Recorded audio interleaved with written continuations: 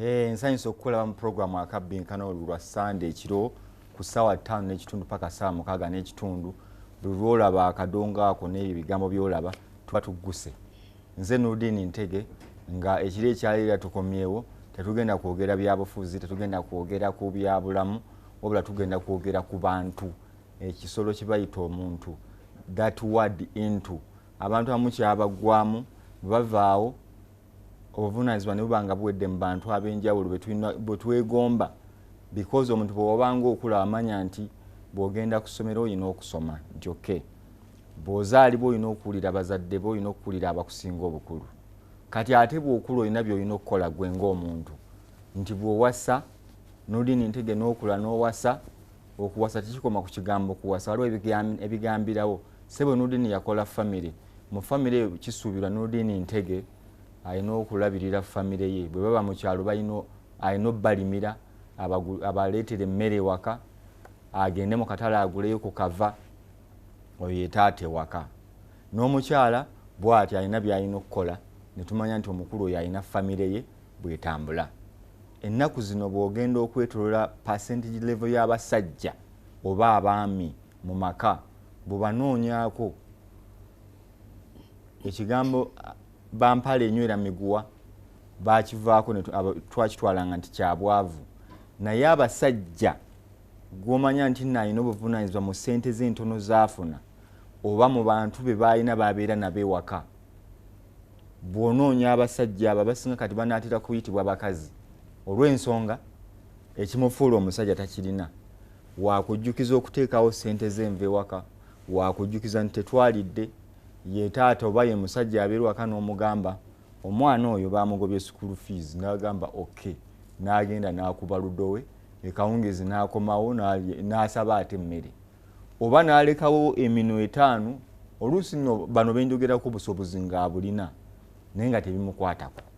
Lwaki abasajja tebakyalina buvunaanyizibwa era kituufu oba bawaayiriza? Ye program gye tugenda okutambulirako olunaku olwaliro. Osobola okutwegatako ku Facebook, noonya Facebook Bukedde TV, oba onoonya ey'akabbinkano Bukedde TV y'akabbinkano otwegatteko. Mu studio negatiddwako Omumbejja Sheila Nvannungi. Ono Sheila Nvannungi mumumanyi nnyo, sijja mmunyonnyola nnyo, kababuuzeeko. Omumbejja, buuza ku bannayuganda. Mbalamusizza mwenna abalabi ba Bukedde TV ate era abawagizi ba kabbinkano. Mukama yeebale okubakuuma ate era nange yeebale okunkuuma. Nkulamusizzaako Mwami Nurdin Ntege. Nange nsanyusa okukulaba wano. Ofumbe obeera kojja wange. Kituufu. Ku side wali nina Bishop Patrick Makombi. Ono asumba abantu na kulyowa myoyo gy'abannayuganda ng'asinzireyo e Lweza Healing Center. Bwe kiri mukadde wange? Kituufu nnyo. Buuza ku bannayuganda.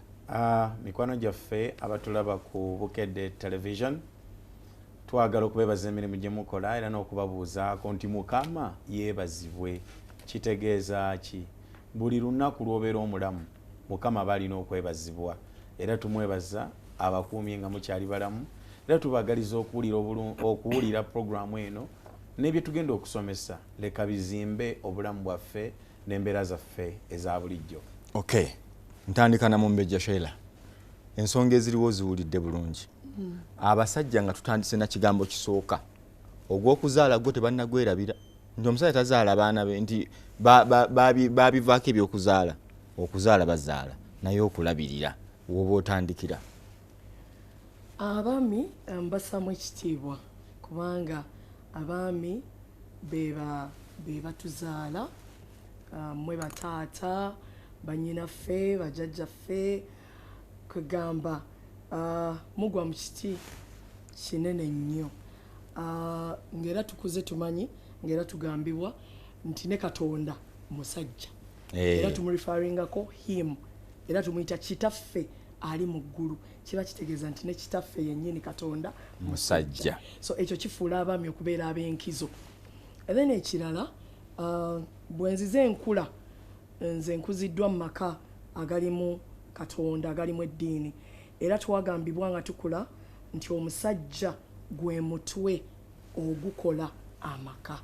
so bagubanga omusajja gwe mutwe ogukola amaka kitegeeza omusajja alina obuvunaanyizibwa bw'amaanyi nnyo kubanga Bishop Makumbi ne Nurudeen singa mbajjako emitwe ofuuka ki singa nkujjako omutwe kati kiwuduwudu kiba kitegeeza Bishop ofuuse kiwuduwudu kakitegeeza nti omusajja bwe gubanga gwe mutwe gw'amaka omaka bwe gwabanga tegalina mutwe kitegeeza amaka gafuuse kiwuduwudu awo kitulaga nti amaka agasinga obungi mu nsi yonna si Uganda yokka naye amaka agasinga obungi kati gafuuka biwuduwudu tegakyalina mitwe sinnakutegeera bulungi kyogamba ebiwuduwudu byasala ne booda nti tebikoma Uganda yokka kiri buli wamu abantu abasinga obungi ebintu bye tugenda okulaba ekisooka nti bw'obanga tomanyi kikyoli kitegeeza toyinza kumanya buvunaanyizibwa bwo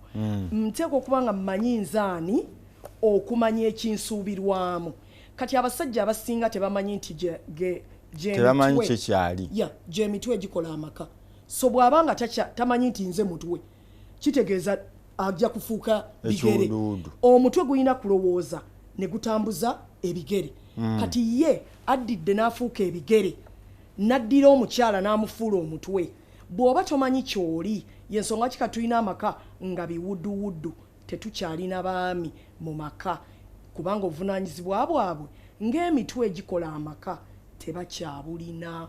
Nkweyanziza Bishop Patrick Makumbi nva nnungi omumbejja Sheila engeri gy'atemyetemyemu ekintu ekigambo kiri biwuduwudu okkiriziganya nakyo tokkiriziganya ennyumba amaka tegayinza kubeera kiwuduwudu naye nze kyeŋŋamba nti abasajja tukomewo ku musingi ogw'obuvunaanyizibwa twakula ffenna nga tutunuulira taata nga ye role model oba gwe tuyinza ogamba abantu gwe batunuulira nga maama asomesa empisa naye ate nga ne maama tasobola kusomesa mpisa yekka nga yegasse wamu ne taata kubanga bayibuli yeetugamba nti kuza omwana mu kkubo eggolokofu nti bw'anaakula tagenda kukola atya tagenda divaamu olwaleero tulina abantu betulaba olwaleero nga bambi bambala empale n'amasuuti naye nga obuvunaanyizibwa babusuula dda naye nga bwe batuuka okubala abaana batuddeyo mu mabaala gye banywera emyenge